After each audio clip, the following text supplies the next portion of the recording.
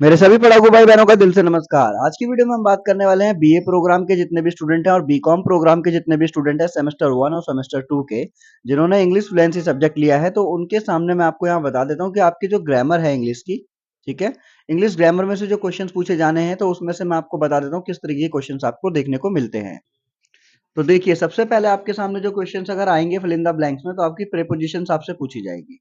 तो भैया प्रीपोजिशंस आपको यहाँ पर जो बुक में बता रखी है वो इस तरीके से यहाँ पर बता रखा है, एक्सरसाइज दी गई है।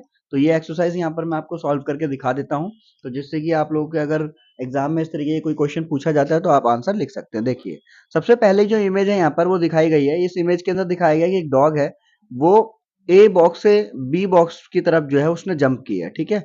तो जब भी हम से का यूज करते हैं, तो से के लिए हम क्या यूज करते हैं, फ्रॉम यूज करते हैं। तो यहाँ क्या लिखा है, the dog jump from A to B. और जब हम बोलते हैं ना, जब को मतलब के यानी कि को, जैसे मैंने कहा कि हैप्पी बर्थडे टू यू, तो टू यू यानी कि तुमको, है ना। तो या फिर ए से कहां पर, बी को, जो डॉग है वो कहां से कूदा, ए से कूदा, बी के लिए कूदा। तो इसका मतलब क्या होगा, the dog jump from A to B. Clear है यहां तक। दूसरा देखो यहाँ पर, दूसरा डॉग क्या यहां पर से वो कूद रहा है, ठीक है, ए से। तो इसमें बता रखा है कि the dog is jumping, simple सी बात है, वही होगा आपका, देखो फ्रॉम होगा क्योंकि यहां से कूद रहा है, से है ना, फ्रॉम। अब कहां की तरफ जा रहा है वो, बी की तरफ जा रहा है। जब हम किसी की तरफ जाते हैं तो वहां पर हम लगाते हैं टू वर्ड्स, ठीक है। तो क्या आ जाएगा यहां पर, the dog is jumping from A towards B, ठीक है ना। आगे चलते हैं, तीसरा हमारा इसके अंदर दिखाया गया, ये बॉल दिख रही है आपको, इसके अंदर एक एरो है जो कि वो आर पार हो चुकी है। तो यहाँ लिखा हुआ है you can see the arrow. Arrow, अब देखो किसी भी चीज में से टनल है या कोई भी चीज है, अगर उसके एक जगह से दूसरी जगह पर कोई चीज आर पार हो रही है तो वहां पर हम क्या लगाते हैं, थ्रू लगाते हैं, ठीक है। तो you can see the arrow pass through the ball. Clear है यहां तक। तो ये हमारी फर्स्ट एक्सरसाइज है प्रीपोजिशन की। दूसरी एक्सरसाइज के अंदर यहाँ पर दिखाए गए हैं भैया 1 2 3 4 5 6 7 8। अब यहाँ पर आपको 8 जो है पोजीशंस दिखाई गई हैं, जिसके अंदर एक लड़की है जो स्टार्ट करती है रनिंग, फिर उसके अंदर वॉल पे चढ़ती है, फिर वो वॉल से कूद जाती है, फिर वो भागती है, फिर वो तैरती है, फिर रेंगते हुए जा रही है और उसके अंदर फिनिश लाइन पर पहुंच गई और उसके बाद में फर्स्ट आ गई। तो यहाँ पर जो है कुछ क्वेश्चंस दिए गए हैं, तो इन क्वेश्चंस के अंदर हमारे को ये जो प्रीपोजिशन दी गई है ये हमें फिल करनी है। तो सबसे पहली जो प्रीपोजिशन है वो क्या बता रही है, सबसे पहली प्रीपोजिशन के अंदर जो है आपको दिखाया गया है, the girl is running from the starting block, क्योंकि वो यहां से स्टार्ट कर रही है ना। तो किसी भी चीज से कहीं से भी अगर हम स्टार्ट करें तो वहां पे क्या जाएगा, फ्रॉम। तो यहां पर क्या करेक्ट आंसर हो जाएगा, the girl is running from the starting block. अब दूसरा हम देखते हैं, द गर्ल इज क्लाइंबिंग। अब देखो वो क्या कर रही है, इस पे चढ़ रही है दीवार पर, तो क्लाइंबिंग। अब जब हम किसी चीज के ऊपर की बात करते हैं तो वहां पर लगता है ओवर, क्या लगता है, over. The girl is climbing over the wall. उसके बाद अगर हम बात करें, यहाँ पर तीसरा है, यहाँ पर देखो गर्ल जो है उससे वॉल से नीचे कूद चुकी है। The girl is jumping, the girl is jumping on the ground, क्या आ जाएगा, ऑन द ग्राउंड। अब एक और चीज देखेंगे हम यहाँ पर, जब भी कोई बड़ा ऑब्जेक्ट है और उसके ऊपर कोई छोटा ऑब्जेक्ट है और वो टच में है, उसकी सरफेस टच है, तो वहां पे हमेशा ऑन लगता है, ठीक है। जैसे मैंने कहा you are standing on the floor, तो आपके जो फीट हैं वो किस पे टच हो रहे हैं, वो जो है फ्लोर पे टच हो रहे हैं, ठीक है।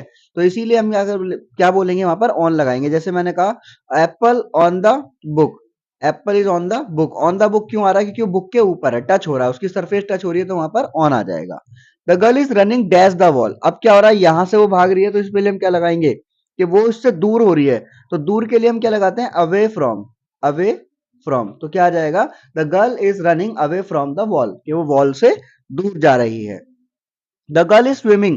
अब स्विमिंग में क्या लगाएंगे, देखो स्विमिंग डैश द पॉन्ड। तो जब भी अगर हम बात करते हैं कि किसी भी एक जगह से दूसरी जगह पर जब हम क्रॉस करते हुए जाएंगे, तो वहां पर हम एक्रॉस लगाते हैं, क्या लगाते हैं, across, across the road, across the pond, across the river. इस तरीके से हम यहाँ पर आंसर लगाएंगे, तो यहाँ पर आंसर क्या आ जाएगा, एक्रॉस आ जाएगा। क्लियर है यहाँ तक। I hope that you are getting my points. और उसके बाद में अगर हम देखें यहाँ पर, तो हमारे पास में फिर दोबारा से यहाँ पर जो है 3 क्वेश्चन दिए गए हैं, जिसमें एक में पूछा गया द गर्ल इज क्राउलिंग, यानी कि वो रेंग रही है डैश द नेट। तो यहां पर क्या आ जाएगा, कि जब एक और चीज याद रखेंगे, कि हम कभी भी किसी सरफेस को, किसी चीज के सरफेस पे टच हो रही है किसी चीज को, तो वहां पर हम ऑफ लगाते हैं, क्या लगाते हैं, of. The girl is crawling of the net, क्या, ऑफ द नेट, उसकी सरफेस से टच होकर है। The girl is dash the finishing line, तो क्या आएगा, तो जो हमारा जी है इसमें the girl is finishing the line, इससे पहले हमारा जो वर्ड आ जाएगा वो आ जाएगा नियर, क्या आ जाएगा, near. The girl is near the finishing line, क्योंकि वो फिनिशिंग लाइन के बिल्कुल पास पहुंच चुकी है, इसलिए यहां पर क्या बोला गया, the girl is near from the near the finishing line.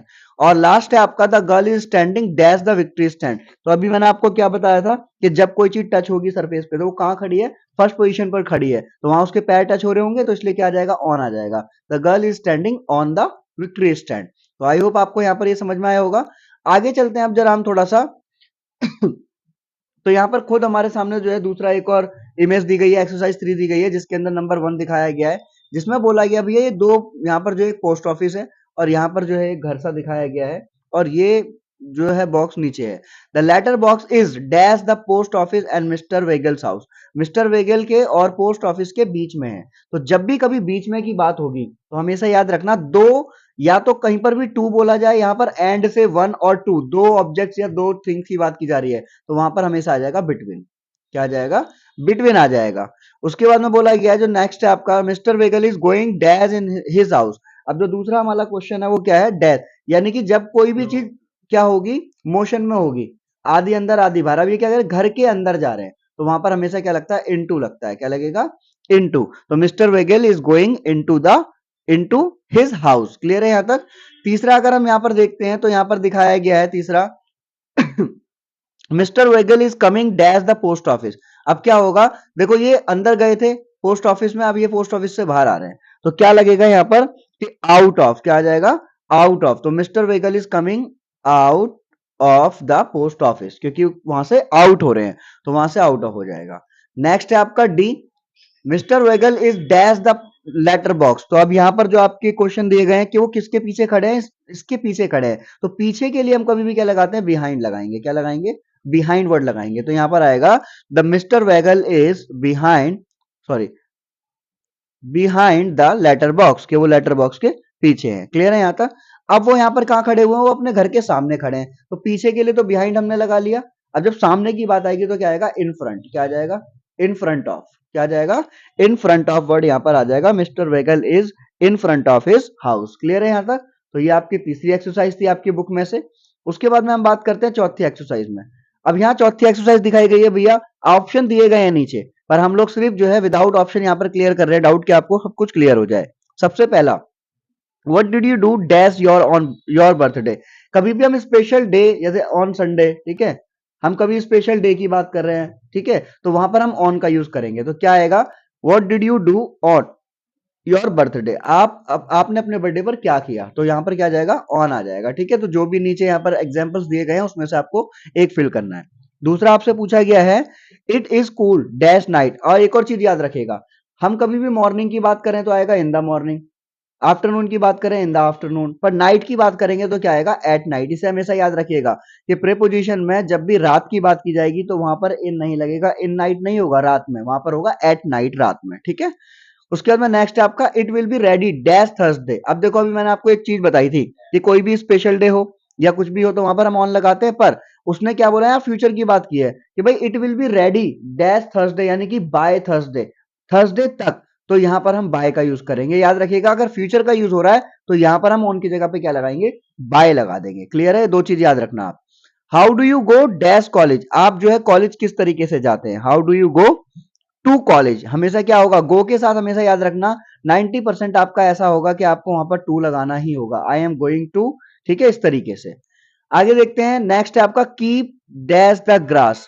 अब कीप डैश द ग्राफ, तो यहां पर अब जो ई में आपका यहां पर क्या आ सकता है, इसके अंदर आएगा आपका ऑफ, क्या आएगा, of, keep of the grass. ठीक है।